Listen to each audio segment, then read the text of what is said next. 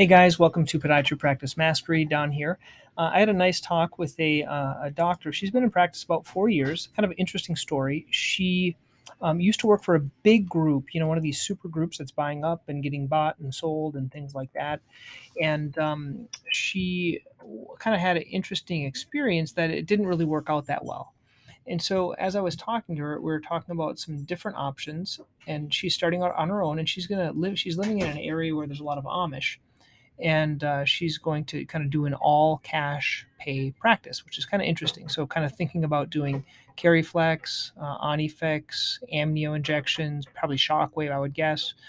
And we were talking about what's the best way to start doing that, and a couple of things that came out of it. I want to go over those today.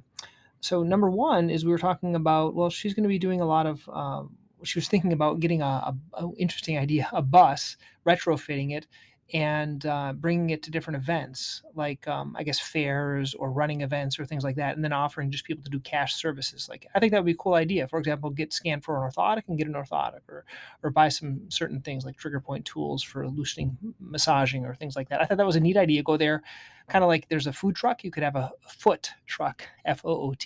That was a funny kind of play on words. So that was kind of an interesting idea that she had.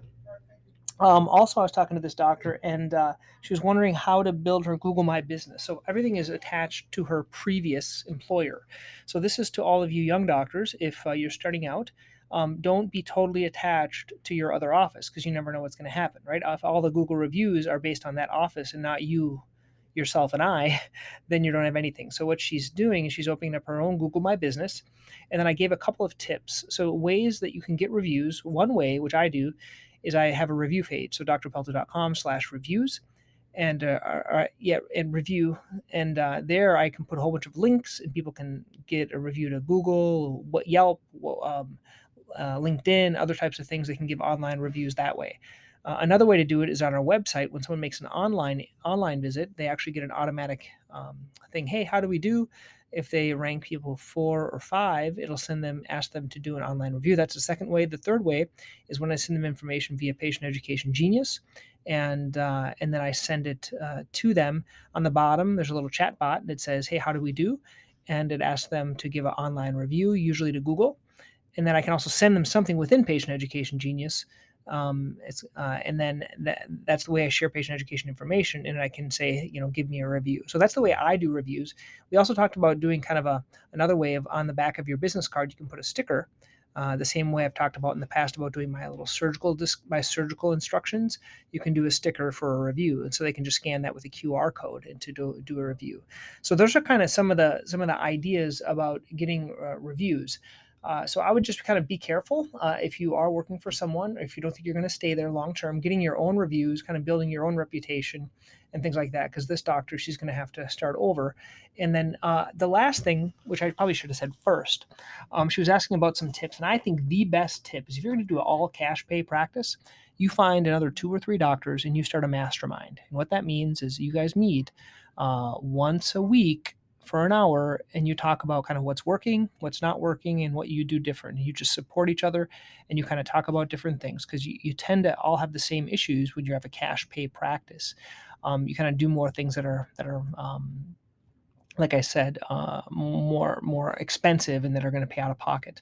You probably won't do a lot for insurance people, but she has a big Amish population there. So that's the one thing, if I could do it over again and I was starting out, I would start my own mastermind.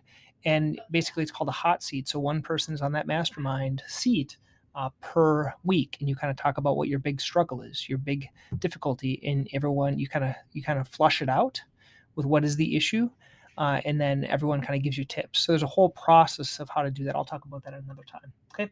Once again, hope you found this beneficial. This is for this doctor that I talked to today, but also it's going to be for everyone else, kind of a learning experience. So this doctor worked for a big group, kind of left that group, had a baby, and now is starting out on her own, and wants to do an all cash practice. So kudos. I wish you all the best. And until next time, once again, if you guys haven't joined, this is the one thing I did recommend she join, the 30-day practice mastery practice blueprint.